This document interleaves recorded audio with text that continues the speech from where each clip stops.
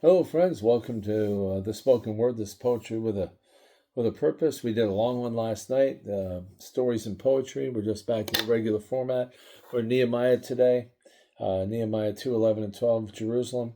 And so let's just jump in and just get on going.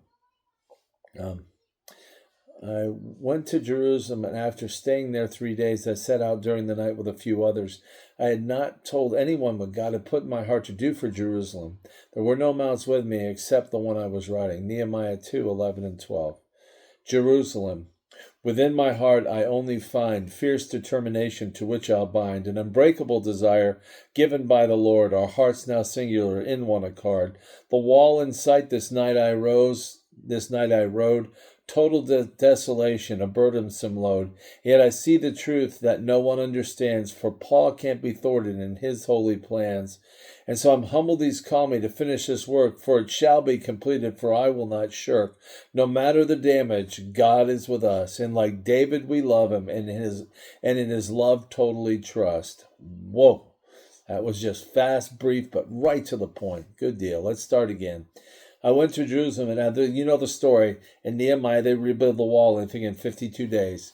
And everybody considered it impossible, and they did it. God empowered these people with his grace. Amazing story.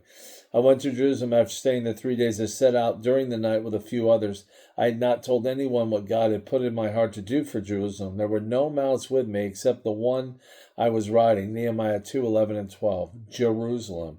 And again, the passion was for that city, the holy city, Jerusalem, where God's name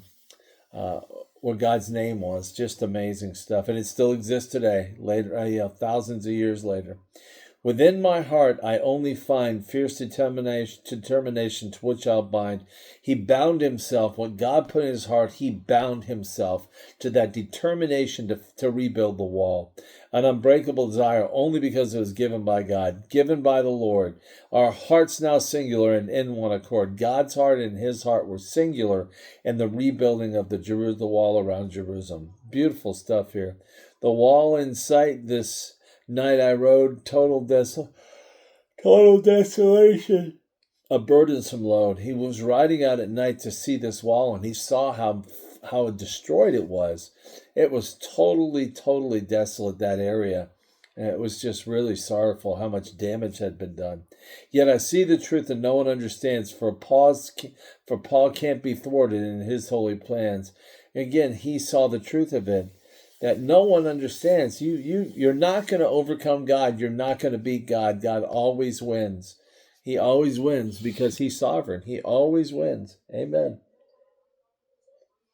And I'm so humbled he called me to finish the work, and it shall be completed, for I will not shirk. This guy was humbled that God called him to finish this work on the wall, and it shall be completed. Why? Because I'm not shirking my responsibility. God's called me to this, and I'm going to do it. For no matter the damage, God is with us. And like David, we love him, and in his love totally trust. That's the point here. Do we totally trust in the love of God? He did. David did, and others. And the point is to get to the point where you totally trust in the love of God. Totally. And you just move forward in your life. Man, this is good today. Very brief, only 4 minutes in here.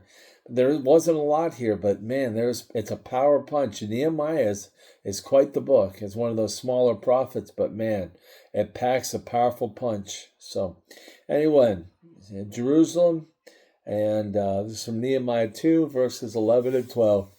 Have a blessed day today. We appreciate you. Amen.